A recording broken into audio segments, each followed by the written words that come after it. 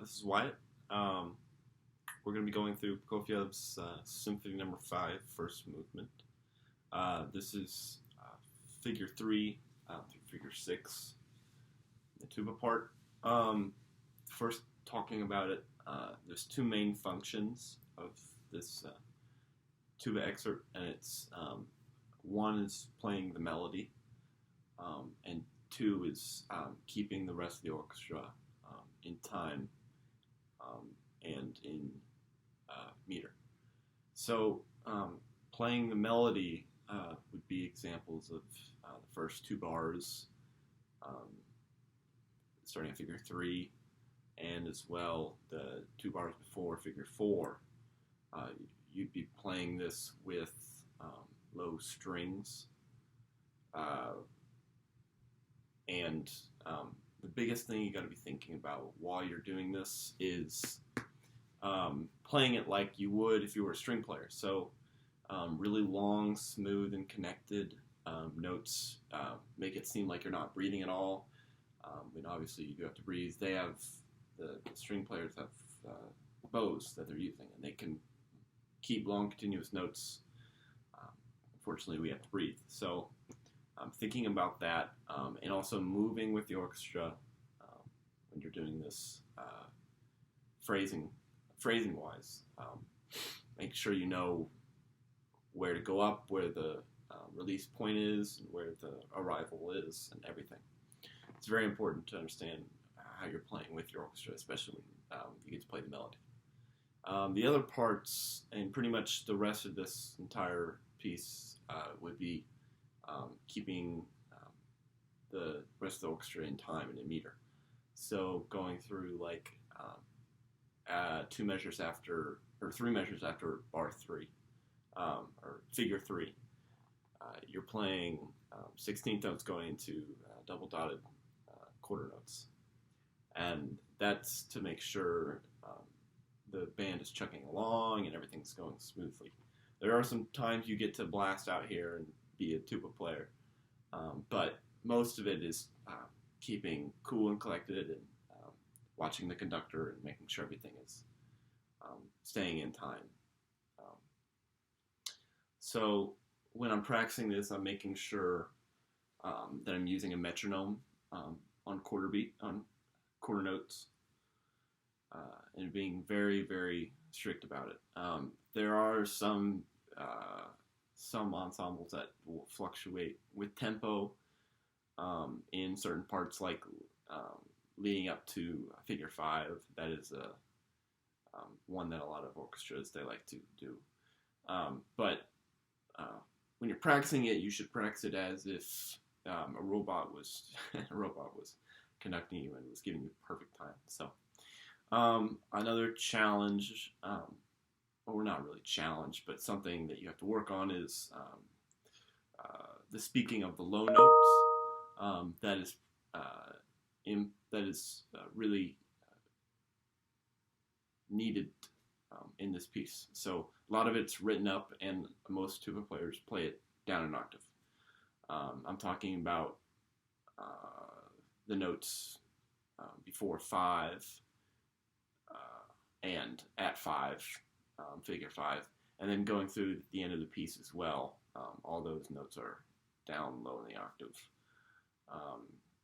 And how you play these notes could, determine whether or not you get the job or not. Everyone can play the melody. Everyone knows the melody, but your stability in your range at the low notes is a big call of the tuba player and is well sought after. So working a lot on your breath support and everything is important as well.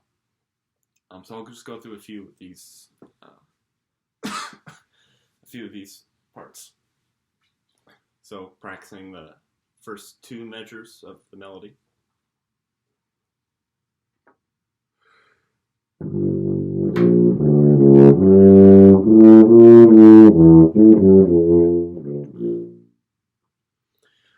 Something just on that first run through, my F did not speak as well as I wanted it to. And that is a lot of my personal practicing, making sure I'm not holding my breath after I breathe, just breathing and then going through with it. It's okay if it speaks louder.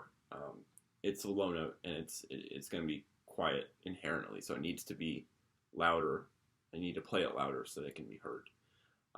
Going along with the phrase, the arrival point would be the first eighth note of the second measure at the B flat, which is important to go through. And again, going with the entire orchestra and the low strings, and making sure your orchestra is supported well by the low brass.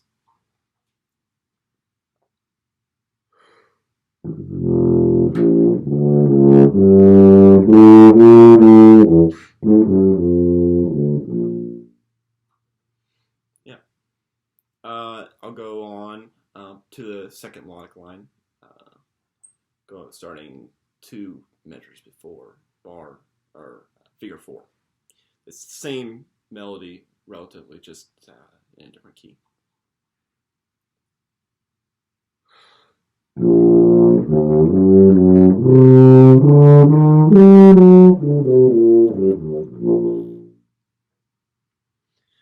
Something I could do better just on that run is probably the phrasing. I didn't go up as high as I probably would like to, and probably orchestras are going to exaggerate that even more, so I'll try to do better on this.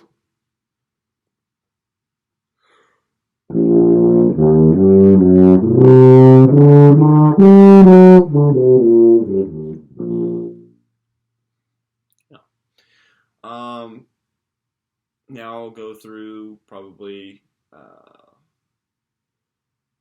the ending, starting 1, 2, 3, 4, 6 measures, 4 figure 6, those low notes. That's just chromatic going up, but making sure those are nice, loud, and full notes is important.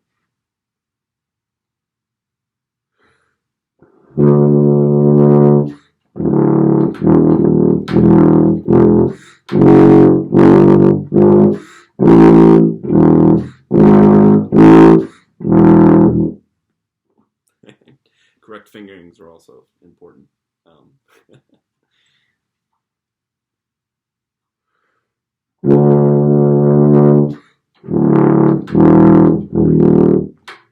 don't know why I won't play that E flat as an E natural. Try again.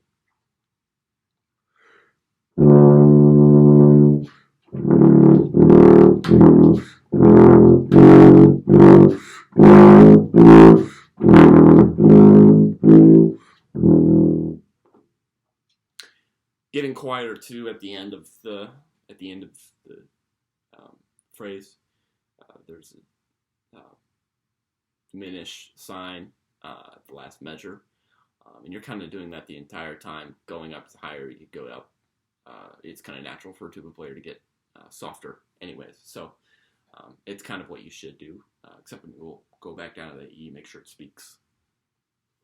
Try it again.